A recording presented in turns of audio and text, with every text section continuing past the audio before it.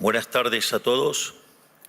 Estoy aquí frente a ustedes para decirles de modo categórico que Maquiavelo ha muerto.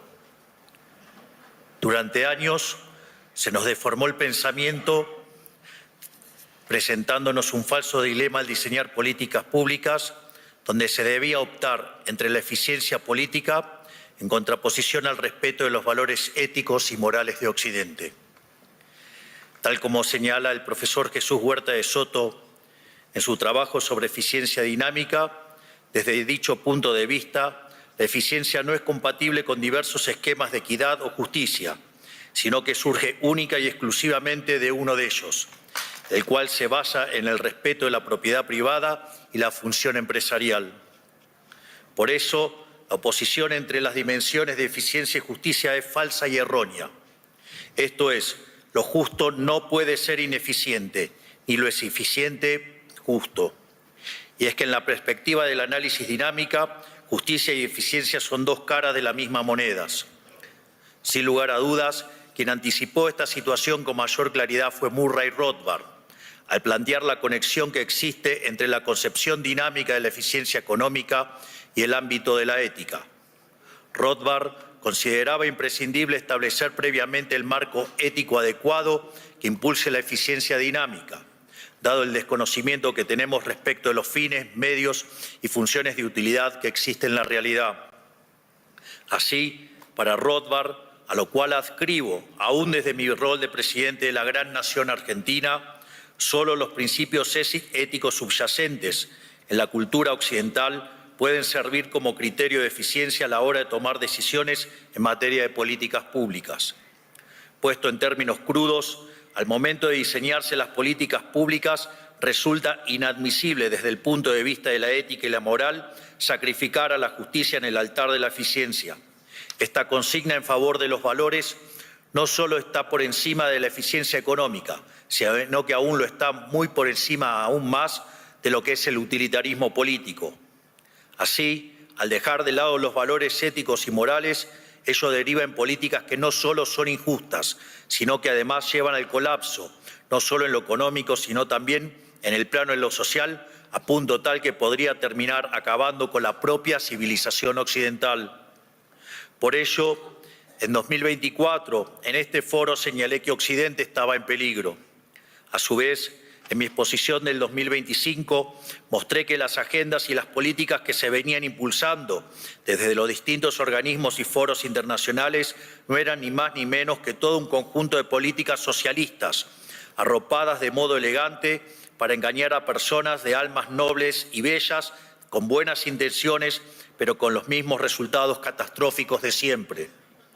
Por eso, nunca debemos olvidar las palabras de Thomas Sowell sobre el socialismo, el cual le reconocía el mérito de que suena muy lindo, pero cuya contracara es que siempre termina mal, horriblemente mal.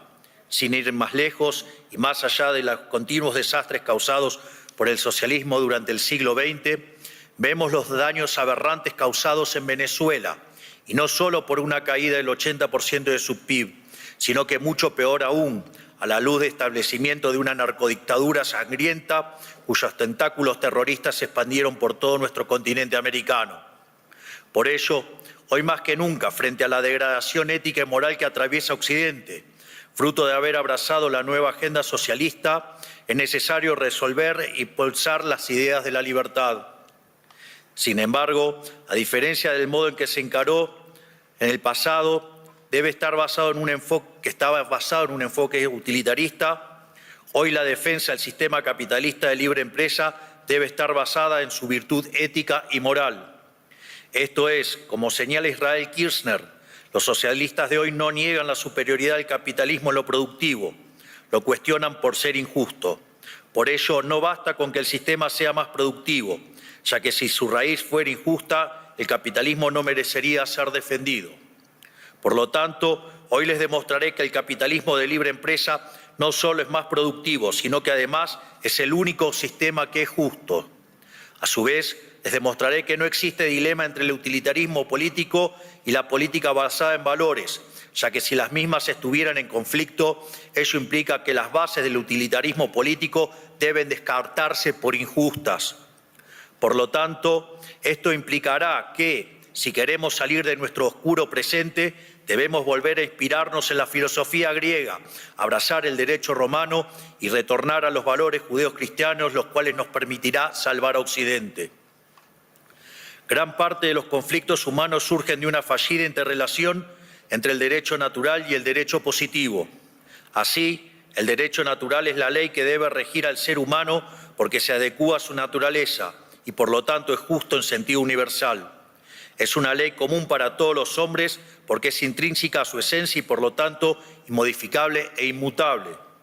Por otra parte, el derecho positivo es el que redactan los hombres para seguir a su conveniencia. De este modo, cuando la ley positiva está en consonancia con la ley natural, habrá justicia. En su defecto, será legal, pero no será legítima. En función de ello se reconocen dos derechos fundamentales: los derechos a la vida y a la libertad. El hombre nace vivo y nace libre y tiene derecho a conservar estos atributos de la naturaleza. Además, tiene derecho a que sus semejantes se lo respeten, en orden de buscar su propia felicidad, que es el fin al que tiende todo hombre. En paralelo, tenemos los derechos adquiridos, los cuales no son naturales ni tampoco son inherentes al ser humano, sino que los mismos son ganados por merecimiento u obtenidos por regalo. De este modo, el derecho fundamental a la libertad se deriva del derecho adquirido de la propiedad privada, y ello se manifiesta en que podamos libremente adquirir un bien con el fruto de nuestro trabajo o podemos recibir un bien que libremente nos den o hereden. A su vez, el derecho de propiedad, en especial por sus consecuencias dinámicas, se vincula con el principio de apropiación de Locke, por lo que ahora la propiedad no solo puede derivar en una donación, regalo, herencia y o intercambio, sino que se suma a la apropiación del descubrimiento y de una creación. Finalmente, estos derechos se complementan con el principio de no agresión, el cual establece que ningún ser humano tiene derecho a ejercer agresión de ningún tipo contra otro ser humano, lo cual no solo incluye la agresión física, sino también todo tipo de coacción, coerción y o imposición bajo amenaza de uso de la fuerza. De ahí que definimos liberalismo acorde al profesor Alberto Venegas Lynch hijo como el respeto irrestricto del proyecto de vida del prójimo, basado en el principio de no agresión y en defensa del derecho a la vida, a la libertad y a la propiedad, cuyas instituciones son la propiedad privada, los mercados libres de intervención estatal, la competencia entendida como libre entrada y salida, la división del trabajo y la cooperación social. Naturalmente, asociado a este ordenamiento social, surge la cuestión de si el mismo es justo. Por ende, para determinar si el sistema es justo, la referencia obligada es Ulpiano, cuya premisa básica constituye las bases del derecho romano y sin duda es uno de los pilares de la civilización occidental. Así, la justicia es la constante y persistente voluntad de otorgar a cada cual su derecho, esto es, la intención de dar a cada uno lo suyo, lo que le corresponde. Sin embargo, la sentencia de Ulpiano no se quedó ahí, sino que a continuación añadió que los principios del derecho constan en vivir de modo honesto, sin causar daño a nadie y dando a cada cual lo que es suyo. Por lo tanto, de todo esto se deriva que una de las características del capitalismo de libre empresa es que es una doctrina justa. Dado el entramado institucional emergente, el cual además hemos probado que el mismo es justo, ahora es momento de probar que además es eficiente. El primer planteo al respecto fue realizado por Adam Smith, quien utilizando el argumento de la mano invisible postulaba que cada individuo persiguiendo su propio interés llevaba al máximo bienestar social. Más tarde, los neoclásicos, guiados por una idea de la mano invisible basada en el óptimo de Pareto, lograron derivar el primer axioma de la economía del bienestar, esto es, todo equilibrio competitivo es óptimo de Pareto. Sin embargo, esto implicaba abrazar una estructura matemática que dejaba abiertas las puertas a la intervención estatal, bajo las buenas intenciones de corregir los fallos de mercados, los cuales, desde mi punto de vista, no existen. Para ello, la prueba que ha desarrollado Hans Gemma Hoppe, basada en los derechos de propiedad, en línea con el principio de apropiación originaria de Locke, junto al principio de no agresión, no solo resulta satisfactoria en probar la optimalidad, sino que además no deja lugar a duda para que haya intervención. De este modo, Hoppe señala: cualquier desviación de este conjunto de reglas implica, por definición, una redistribución de títulos de propiedad y, por lo tanto, de los ingresos, desde los usuarios y contratantes de bienes hacia los no usuarios, productores y no contratantes.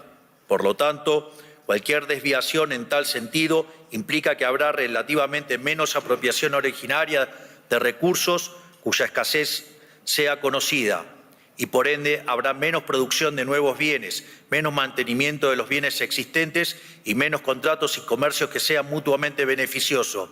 Esto, naturalmente, implica un menor estándar de vida en relación con los bienes y servicios que pasan de mano en mano.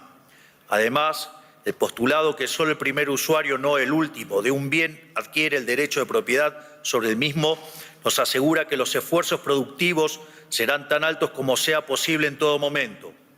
A su vez, la noción de que solo la integridad física de la propiedad, no el valor de la misma, debe ser protegido, garantiza que todo propietario llevará a cabo los mayores esfuerzos productivos de valor, esto es, esfuerzos para promover cambios favorables en el valor de la propiedad y para prevenir o contrarrestar cualquier cambio no favorable en el valor de la misma.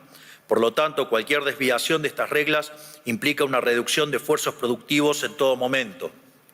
Nótese que al pivotear sobre la propiedad privada y no sobre funciones de exceso de demanda derivadas de ejercicio de optimización, permite alcanzar un óptimo sin la necesidad de supuestos esotéricos que luego brindan sustento a la intervención estatal. Al mismo tiempo, evita caer en el ridículo empírico del segundo teorema de la economía del bienestar, que postula la independencia entre producción y distribución, como si la opción entre capitalismo y comunismo fuera neutral en términos de resultado. Por lo tanto, habiendo probado que las instituciones del capitalismo de libre empresas, sostenidas por los derechos naturales, el principio de apropiación originaria de Locke y el principio de no agresión, no solo que son justas, sino que además son eficientes, al menos en términos estáticos, es momento ahora de probar que el capitalismo de libre empresa cumple con todas estas mismas propiedades en términos dinámicos. Jenofonte, ya 380 años antes de Cristo, señalaba que la economía es un saber que permite a los hombres acrecentar la hacienda, mientras postulaba que la propiedad privada resultaba el vehículo más provechoso para la vida de cada cual. Luego de ello, Jenofonte se ocupa del concepto de eficiencia, el cual lo aborda desde dos perspectivas. Por un lado, desde una visión estática, define como eficiente a la gestión de los recursos disponibles tendientes a evitar el despilfarro, donde además resalta el beneficio de la propiedad privada al señalar que el ojo del amo es la mejor fórmula para engordar su ganado. Por otro lado, Jenofonte, en su segunda definición de eficiencia, se adentra en el terreno dinámico, señalando que, a su vez, la eficiencia implica incrementar la hacienda. Esto es, se trata de aumentar la cantidad disponible de bienes por la vía de la creatividad empresarial, esto es, por la vía del comercio y la especulación. Este último criterio de eficiencia es de importancia fundamental para el estudio del crecimiento de una economía, ya que a diferencia de un modelo estático en el que solo se contemplan lo que Robert Lucas Jr. definía como los parámetros profundos, esto es, preferencias, tecnología y dotaciones de recursos iniciales, en la esfera dinámica tanto la tecnología como las dotaciones iniciales pueden variar y de hecho lo hacen continuamente como resultado de la creatividad empresarial. Es más, un capítulo aparte obedece a la institución de la propiedad privada y que, pivoteando sobre ella, la Escuela Austríaca de Economía, desde Mises, Hayek, Rothbard, Kissar, Hoppe hasta Jesús Huerta de Soto, han demostrado la imposibilidad del socialismo y, por ende, echando por tierra la fantasmagórica idea de John Stuart Mill que postulaba la independencia entre la producción y distribución. Una sordera académica que derivó en el socialismo y que le costó al mundo la vida de 150 millones de seres humanos, al tiempo que aquellos que lograron sobrevivir al terror lo hicieron en una absurda pobreza. Acorde a lo señalado y en línea con la segunda definición del análisis de Jenofonte, la teoría económica ha identificado 4 fuentes de progreso económico. En primer lugar, tenemos la división del trabajo, la cual fue ejemplificada por Adam Smith con la fábrica de alfileres. En el fondo, se trata de un mecanismo por el cual se generan ganancias de productividad que se manifiestan como rendimientos crecientes y que, si bien su límite está delimitado por el tamaño del mercado, el tamaño del mismo se ve afectado positivamente por ello. Sin embargo, vale la pena aclarar también que este proceso virtuoso no es infinito, cuyo límite choca con la dotación de recursos iniciales. En segundo lugar, la acumulación de capital, tanto físico como humano. Respecto al capital físico, es crucial la interacción entre ahorro e inversión, poniendo de manifiesto el rol fundamental del mercado de capitales y el sistema financiero para lograr a cabo dicha intermediación. Por el lado del capital humano, el foco no debe limitarse al plano educativo, sino que también debe considerarse el desarrollo de capacidades cognitivas desde el nacimiento del ser humano, su alimentación y la salud, elementos fundamentales para poder acceder a la educación y al mercado de trabajo. En tercer lugar, tenemos el progreso tecnológico, el cual significa poder producir una mayor cantidad de bienes con la misma cantidad de recursos o producir lo mismo empleando una menor cantidad de insumos. Finalmente, tenemos el espíritu empresarial, o mejor dicho, la función empresarial, la cual, de acuerdo al profesor Huerta de Soto, constituye el principal motor del proceso de crecimiento económico, ya que si bien los tres factores señalados son importantes, sin empresarios no habrá producción y el nivel de vida sería extremadamente precario. Donde la función empresarial no se focaliza tanto en la eficiencia de corto, sino más bien en el crecimiento de la cantidad de bienes y servicios, lo cual deriva en mayores niveles de vida. En función de todo esto, lo verdaderamente importante es expandir al máximo la frontera de posibilidad de la producción. Así, la eficiencia dinámica puede verse con la capacidad de una economía para impulsar la creatividad y la coordinación empresarial. A su vez, el criterio de eficiencia dinámica está indisolublemente unido al concepto de función empresarial, siendo esta la capacidad típicamente humana para darse cuenta de las oportunidades de ganancia que surgen en el entorno y actuando en consecuencia para aprovecharse de las mismas, haciendo que se vuelva fundamental la tarea de descubrir y crear nuevos fines y medios, impulsando una coordinación espontánea destinada a resolver los desequilibrios del mercado. Por otra parte, esta definición de eficiencia dinámica que propone Huerta de Soto combina adecuadamente y de modo coherente la idea de destrucción creativa de Schumpeter con la eficiencia adaptativa de North. Naturalmente, dado el rol de la función empresarial, son de vital importancia las instituciones bajo las cuales se desarrolla la misma. En este sentido, tanto Douglas North como Jesús Huerta de Soto ven como una función clave de las instituciones la de reducir la incertidumbre. Así, mientras North la presenta como un conjunto de restricciones ideadas por los humanos que estructuran la interacción social de un modo repetitivo, Huerta de Soto considera que estas instituciones concebidas por seres humanos emergen de un proceso de interacción social de modo espontáneo sin el diseño de una sola persona, las cuales reducen la incertidumbre del proceso de mercado. De este modo, como señala Roy Cordato, el marco institucional adecuado es el que favorezca el descubrimiento empresarial y la coordinación, por lo que en este marco la política económica debería orientarse a identificar y remover todas las trabas artificiales que dificultan el proceso empresarial y los intercambios voluntarios. En este sentido, dada la influencia determinante de las instituciones en el progreso económico, ello nos dirige la mirada hacia la importancia de la ética, ya que aquellas sociedades que adhieren a valores morales y principios éticos más sólidos en el respaldo de las instituciones serán dinámicamente más eficientes y con ello disfrutarán de una mayor prosperidad. Así, el problema ético fundamental para concebirse como la búsqueda de la mejor manera para fomentar la coordinación y la creación empresarial. Por lo tanto, en el campo de la ética social se llega a la conclusión de que la concepción del ser humano como un actor creativo y coordinador implica aceptar con carácter axiomático el principio de que todo ser humano tiene derecho a apropiarse de los resultados de su creatividad empresarial. Es decir, que la apropiación privada de los frutos de aquellos que crean y descubren los empresarios es un principio del derecho natural, porque si el actor no pudiera apropiarse de lo que crea o descubre, entonces se bloquearía su capacidad de detectar oportunidades de ganancias y desaparecería el incentivo que tiene para llevar a cabo sus acciones. En definitiva, el principio ético que acabamos de enunciar es la base fundamental ética de toda la economía de mercado. Por lo tanto, lo que acabamos de demostrar es que el capitalismo de libre empresa no solo que es justo, sino que además es eficiente y además es el que genera una mayor tasa de crecimiento. De modo, por lo tanto, dado el marco conceptual de la eficiencia dinámica y la existencia de dilemas entre eficiencia y valores éticos al momento de diseñar las políticas públicas, resulta de interés su implementación en la vida real.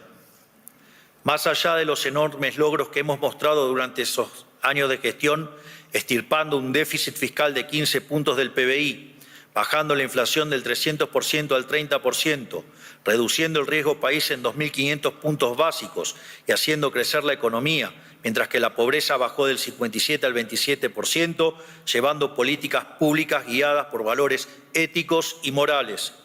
Me gustaría entonces hacer foco en el caso del Ministerio de Desregulación, o como lo llamamos puertas adentro, el Ministerio de los Rendimientos Crecientes. Dicho ministerio está inspirado en la evolución del PBI per cápita desde la era cristiana, el cual tiene la forma de un palo de hockey. Esta figura surge del hecho de que hasta el año 1800 el PBI per cápita es casi constante y a partir de ahí se multiplicó por 15 veces, en un contexto en el que se multiplicó por 10 el tamaño de la población. En paralelo, mientras que el PBI crecía, la pobreza extrema cayó de niveles del 95% al 10%. Sin embargo, esta maravilla implica la existencia de rendimientos crecientes, lo cual en economía se lo asocia a estructura de mercados concentrados y ahí es donde surge el dilema de política pública entre eficiencia paretiana y justicia. En el análisis paretiano, los rendimientos crecientes implican la existencia de no convexidades en el conjunto de producción, lo cual, no permite derivar funciones de beneficios que arrojen un máximo, por lo que ni la oferta de bienes ni la demanda de insumos son óptimas. Frente a ello, se propone regular a las empresas y asimilarla a un caso perfectamente competitivo. Esto es, matar los rendimientos crecientes y con ello el crecimiento económico. Si no, miren los efectos que causa la regulación en todas partes del mundo. La visión basada en los valores éticos del capitalismo señala que si a esa posición se llegó por descubrimientos, intercambios voluntarios y sin violentar el principio de no agresión, no hay motivo que justifique la intervención. De hecho, la intervención es una violación del derecho de propiedad, por lo que al castigar los beneficios, el crecimiento potencial de la economía cae. Por ende, la intervención y la regulación son dinámicamente ineficientes, por ser violentas y por ende injustas. Es por ello que desde la llegada a la Administración en 2023 hemos llevado a cabo, gracias a la ciclópea tarea del ministro Federico Sturzenegger, 13.500 reformas estructurales, las cuales hoy nos permite tener una economía más eficiente dinámicamente, lo cual nos permite volver a crecer. Esto es Make Argentina Great Again. Por ende, esto muestra lo cuestionable del análisis del óptimo de Pareto. En función del mismo, muchos consideran pertinente que se regulen dichas estructuras concentradas, asimilándolas en resultados a un modelo competitivo. Sin embargo, como había señalado, ello implica matar los rendimientos crecientes, cuyo efecto colateral no deseado es el de matar el crecimiento. Nótese que bajo esta misma línea podemos abordar los temas de inteligencia artificial.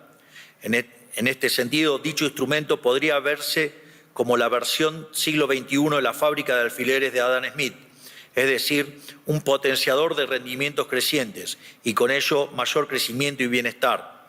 Por lo que lo más responsable que pueden hacer los estados respecto al tema es dejar de fastidiar a quienes están creando un mundo mejor.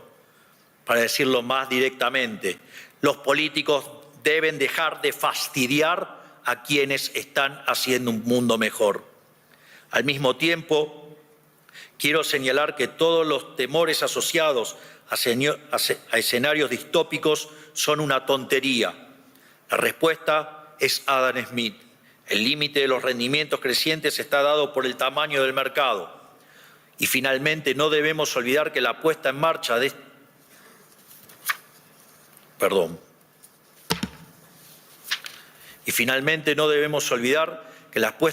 estos proyectos requiere de insumos y recursos financieros reales, por lo que la expansión estará limitada por las dotaciones iniciales. Para aquellos que estén interesados en los fundamentos teóricos de estos argumentos que estoy presentando. Hoy el doctor Reidel subió a las redes justamente el trabajo que hicimos en colaboración y que desarrollamos justamente los fundamentos teóricos de esto de que regular mata el crecimiento. Es decir, la omnipotencia del Estado, las regulaciones destruyen el derecho de propiedad y eso mata los rendimientos crecientes y por ende, digamos, el crecimiento es menor. Por último, ligado a este fenomenal futuro que se avecina, resulta de vital importancia el rol del capital humano. En este sentido, en Argentina, gracias a la gestión de la ministra Sandra Petovelo, a los sectores vulnerables hemos dejado de regalarle el pescado para enseñarles a pescar y, si es posible, a motivarlos que creen su propia empresa pesquera. Finalmente, a pesar de las críticas populares, el capitalismo de libre empresa no socava los valores morales. Después de todo, el progreso económico vía el mecanismo de la mano invisible surgió de los sentimientos morales de Adam Smith y la era moderna debe su existencia a las virtudes burguesas señaladas por McCloskey. A su vez, gracias al gran trabajo de Huerta de Soto en el desarrollo del concepto de eficiencia dinámica y la puesta en práctica en Argentina, esto nos permite estar seguros que el dilema entre eficiencia y justicia es falso. Esto es, los mercados no solo son superiores desde lo productivo, sino que también son justos y que por ende las políticas públicas deben estar guiadas por la ética y no el utilitarismo, ya sea económico o político, que siempre derivan en soluciones injustas, populistas y empobrecedoras. Por lo tanto, reafirmo lo dicho al inicio de esta conferencia. Maquiavelo ha muerto, por lo tanto, es momento de enterrarlo. Es más, dado el vínculo profundo entre la moral y los mercados libres, estos últimos nos hacen mejores personas, ya que gracias a los mercados dinámicamente eficientes podemos al mismo tiempo progresar económicamente, defender la propiedad privada, mantener la paz, alcanzar la armonía social y fortalecer aquellas virtudes sociales que son indispensables para una sociedad próspera. Por último, quiero dejarles una reflexión sobre la parashá de esta semana.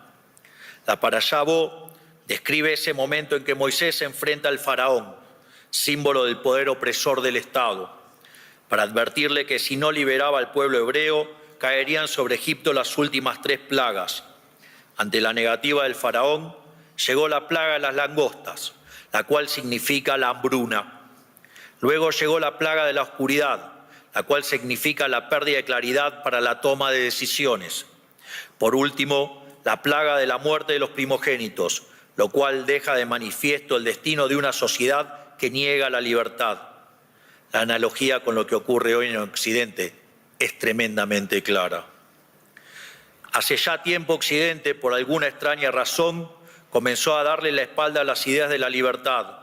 Y por ello que en este mismo lugar, en el año 2024, afirmé que Occidente está en peligro, fruto de haber abrazado dosis crecientes de socialismo en su versión más hipócrita, que es el wokismo. A su vez, en 2025 expliqué los parásitos mentales que sembró la izquierda en la humanidad. Sin embargo, 2026 es el año en que les traigo buenas noticias. El mundo ha comenzado a despertar. La mejor prueba de ello es lo que está pasando en América con el renacer de las ideas de la libertad.